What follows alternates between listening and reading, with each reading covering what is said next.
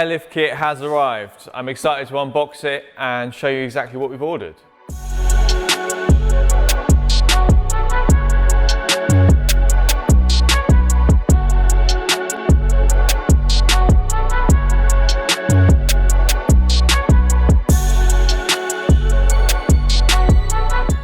So now we've got everything out of the box, we've laid out all of our airlift components in front of us.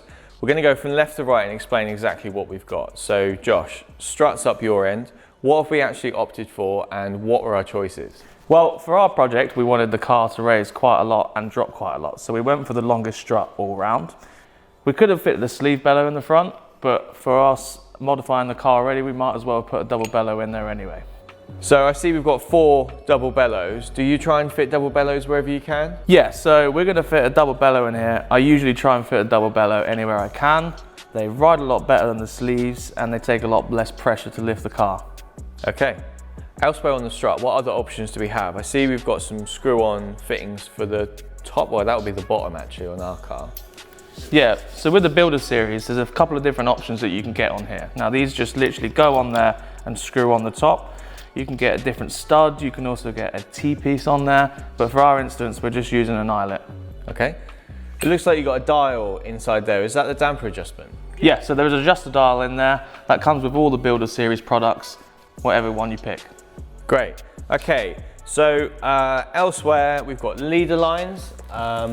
There's a bit of a trick to leader lines, right? You want to make sure there's enough slack in them so that when you go up and down, it doesn't tug. Yeah, so if you just routed the plastic line straight to your bag, there's a likelihood that it's going to kink. The braided lines allow for travel and movement without ruining the line. Okay, so quite a simple piece, but quite important there. Fittings for our tank. Now the tank is obviously quite a nice part of this installation and it's going to be visible. So we've opted for this flow tank, which has engraved ends. It's seamless obviously. And my favourite part is the blow-off valve is integrated into the Flow logo. So I really like that. We're going to put that on the rear shelf, I think, so you can see it through the window. Yeah, that looks sweet. Elsewhere, this looks complicated to me. I know it's not complicated to you, but lots of wiring. What's the deal with this? Is this just plug in? Yeah, so this is the same loom that comes with all the 3P products. Now, it doesn't matter if you buy a 3P or 3H because the 3P looms come with the height sensor. That's those parts, right? Yeah, so it come with the height sensor plugs in case you want to upgrade in future. You don't have to change the manifold, the controller, it's already integrated.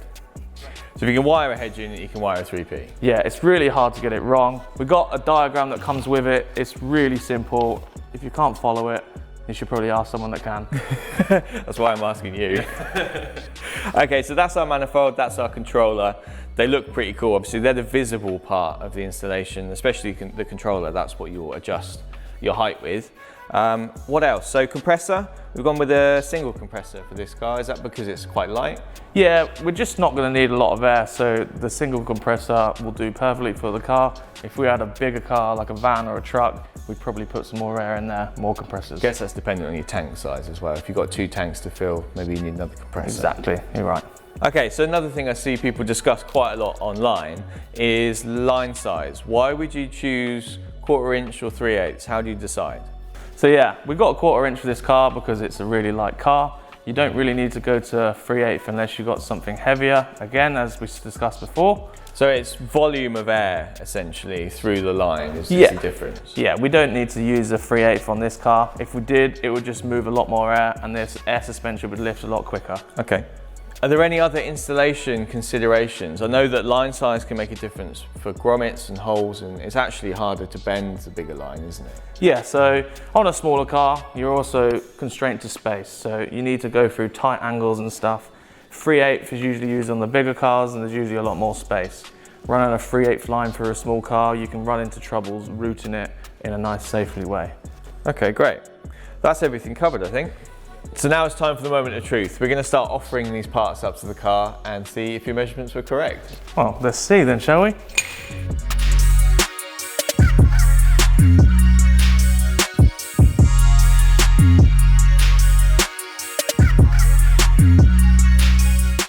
The tank fits really nicely on the rear parcel shelf. The space between the window and the back of the seat, there isn't a lot. So I'm really happy that fits in there. Yeah, no, it does look really good in there, but what I like more is the fact that it comes with stainless fittings as well. They look really nice and really finishes it off. And it saves space in the boot. Yeah, it does save space in the boot.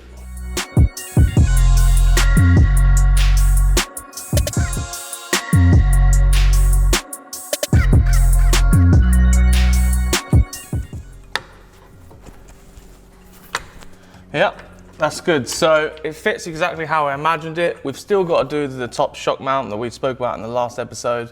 Happy with that. Can now crack on.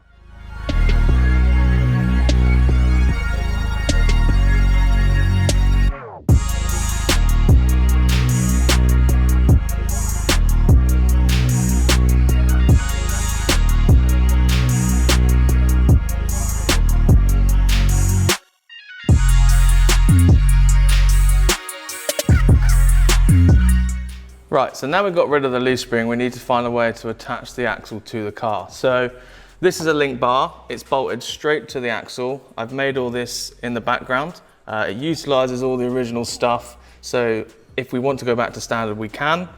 So this goes all the way down to the original mounting point. We have one of these on each side. And to attach these link bars to the car, we have these threaded inserts, which will then put an end link on the end. Now these are adjustable, so we will be able to move the axle forward and backwards if we need to. Furthermore than that, we need to make the axle not move side to side. So the same theory applies. This mounts onto the axle, we'll weld that on there. This works the same way. It goes into another link bar and that goes all the way up to the chassis, and we can adjust the left to right movement on the axle.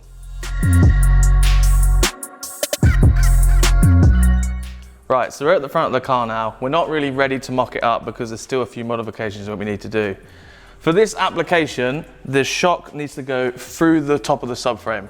Now, luckily for us, we can route the bag upside down, and that gives us a lot more space around the bag.